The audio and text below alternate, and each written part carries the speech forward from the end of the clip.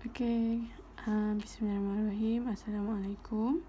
Okay, untuk video kali ni cikgu nak terangkan macam mana cara korang nak cari kebaran kalian berdasarkan Z-score dalam taburan normal piawai.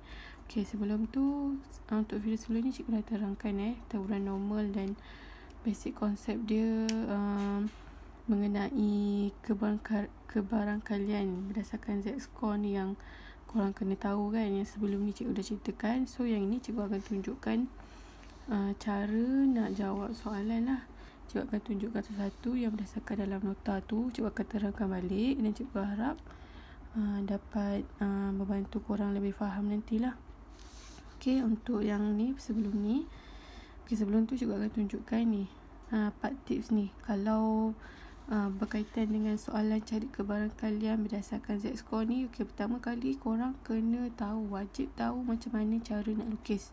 Okay, cara nak lukis ni dia bukan lukis yang perlu korang nak spesifik kena garis lurus pembaris, lepas tu bentuk lengkung kena cantik. Tak, itu tak apa. Yang penting korang tahu macam mana cara nak tahu kawasan belorik tu kat mana, apa dia nak cari, korang tahu cara macam mana. Yang penting ni penting tahu 4 tips ni. Pertama, kalau untuk luas rantau belorik yang penuh macam ni di bawah bentuk loceng macam ni, ingat taburan normal ni dia punya bentuk graf dia bentuk loceng macam ni, lengkung macam ni. Tak kisahlah, penting korang buat bentuk lengkung macam ni, bentuk loceng macam ni. Dan kalau luas dia penuh garis di bawah lengkung loceng ni, kita katakan kebaran kalian dia sama dengan 1. Maksudnya luas di bawah graf ni kita kata kebaran kalian dia sama dengan 1. Okey, ni yang pertama. Dan yang kedua yang korang kena tahu, kalau dia separuh macam ni, macam cikgu dah tunjukkan dalam nota sebelum ni kan. Kalau separuh ni maksudnya kebaran kalian luas yang belorik ni adalah 0.5. Okey. So kalau lukis mesti kena macam ni. Korang kena lukis dulu bentuk garis lurus, lepas tu label sini Z, lepas tu letak garisan tengah sini kosong. Buat dulu bentuk lengkung loceng macam ni. Lepas tu buat tengah ni garisan lurus kosong. Okey. Macam tu dia punya basic lah kalau nak lukis, nak lakar graf untuk taburan normal ni. Okey, yang tu yang kedua. Yang ketiga, yang ni yang korang kena tahu. Okey, yang ini ni korang kena tahu bila lukis graf ni. Okey, taburan ni korang kena tahu bila lukis taburan ni Z dan lukis lengkung dia macam biasa. Dan diberi nilai kan, disuruh cari nilai Z, tak kisahlah kurang ke besar ke A sama dengan berapa, dia suruh cari tu. Korang kena tahu macam mana cara nak lukis tu. Okay, pertama lukis Z, lepas tu lukis lengkung, buat garisan tengah ni kosong. Dan kena tahu kalau nilai tu A ni tak kisahlah, kalau kat negatif tandakan di sebelah kiri, kalau di sebelah kanan ni untuk nilai yang positif. Okay, faham? Maksudnya nilai A ni lah. Maksudnya nilai kalau Z tu di sebelah kiri tu maksudnya untuk nilai yang negatif. Kalau Z tu yang di sebelah kanan maksudnya untuk nilai yang positif. Okey. Ni yang simbol ni belum lagi cikgu masukkan nilai tu, nilai A ni sebenarnya. Maksudnya bila korang lukis tu nak tandakan tu A tu kat mana, kiri ke kanan, kena tengok. Kalau nilai yang positif lebih besar daripada kosong, letakkan di sebelah kanan. Dan kalau kurang daripada kosong, letakkan di sebelah kiri. Okey, kalau dia melibatkan macam korang nak tahulah kan, macam untuk soalan yang ada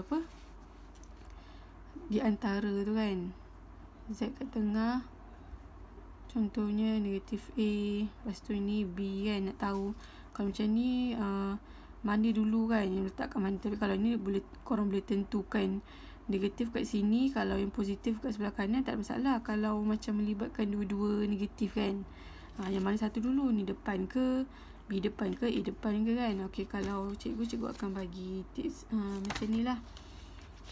Sekejap Okey, dia senang macam ni je. Kalau ke kiri ke kiri dia makin berkurang. Kalau ke kanan, nilai dia makin bertambah. Maksud kalau nombor yang lebih besar tu, dia makin ke kanan lah. Kalau nombor tu makin mengecil, nilai dia makin berkurang, korang akan letakkan dia nilai dia ke kiri kan. Kalau contoh antara nilai A dengan B ni, mana nilai dia yang lagi besar, tengoklah kalau lagi besar B kat sini. Kalau itu nilai dia lagi kecil daripada B, letakkan di sebelah kiri lah. Makin ke kiri, makin nilai dia makin kurang, dan makin ke kanan nilai dia makin besar. Okay, faham yang tu? Lepas tu kau boleh tahu macam mana cara nak lukis macam ni. Kan nanti ada yang tak tahu positif letak sebelah kiri ke sebelah kanan ke, ada lagi yang tak tahu. Okay, so juga harap yang ni jelas. Dan seterusnya untuk yang tips yang keempat ni. Okay, yang keempat. Okay, yang keempat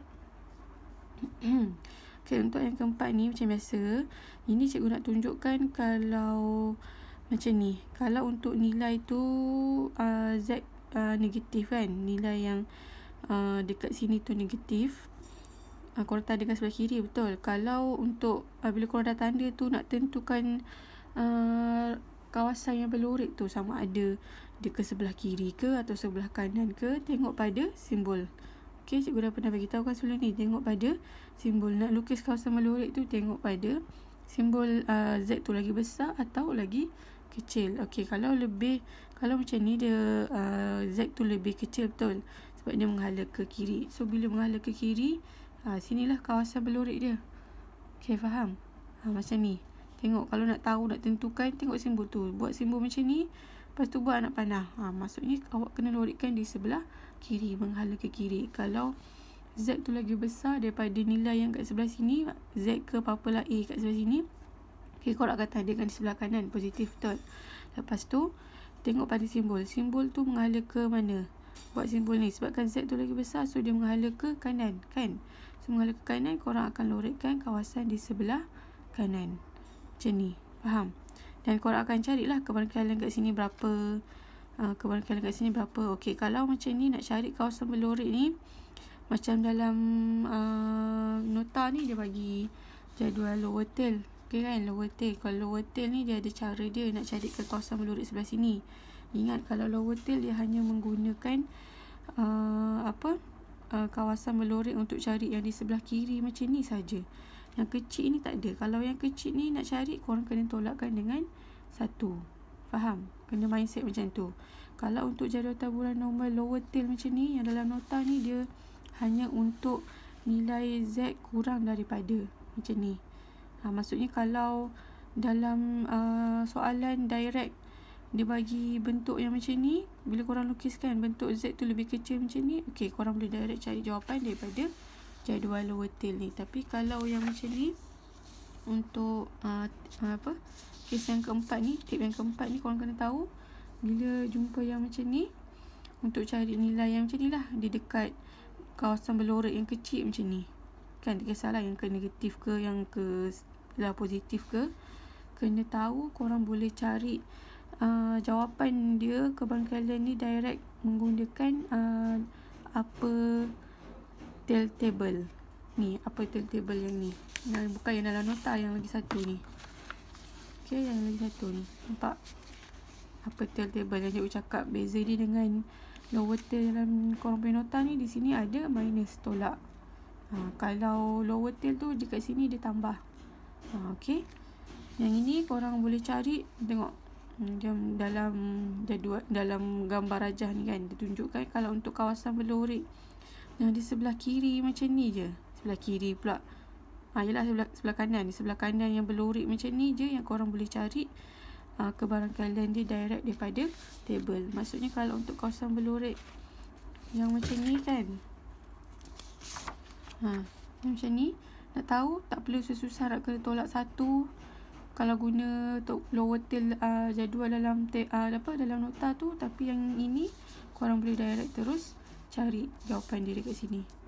Cikgu akan tunjukkan contoh macam mana nak guna untuk upper tail table yang ni. Okay, upper tail probability. Dia sama juga untuk cari nilai Z, tapi kita gunakan upper tail table lah, lagi senang, dia direct. Korang tak payah nak tolak-tolak ke apa, tak payah. Terus dapat jawapan berdasarkan jadual ni. Faham? Okey. Ni nampak ni QZ ni untuk kawasan melurit sebelah sini. Korang boleh dapat direct jawapan dia, kebangkalan dia daripada jadual taburan normal yang ni. Ini dia kata dah bagi tahu dah. Untuk PX lebih besar daripada K. Untuk P Z lagi besar daripada K. Maksudnya kalau ada nilai letak K kat sini dan dekat sebelah sini lah, sebelah kanan lebih besar, sebelah kanan lebih besar sebelah sini kan kawasan lurit dia. So macam tu lah, korang akan terus direct lah dapat jawapan dia dari sini. Cari nilai dia, nilai K ni berapa dalam jadual macam biasa. Dan korang akan dapat kebangkalan untuk kawasan melurit di sebelah kanan ni, apa jawapan dia. Okay, mudah je insyaAllah. So sebab tu cikgu dedahkan korang lah jadual petil ni. Cikgu harap yang ni dapat korang faham lah, yang lagi mudah kan. Bagi cikgu lagi mudah, tapi cikgu harap mudah jugalah untuk korang. Okay, tengok dulu nanti kan jadual contoh.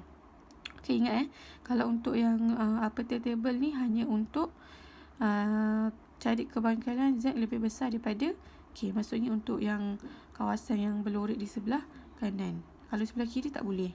Kalau sebelah kiri pula nanti kalau kita guna petil ni, kita kena tolak satu. Sama je konsep dia macam kalau korang guna jadual dalam nota tu, lower tail.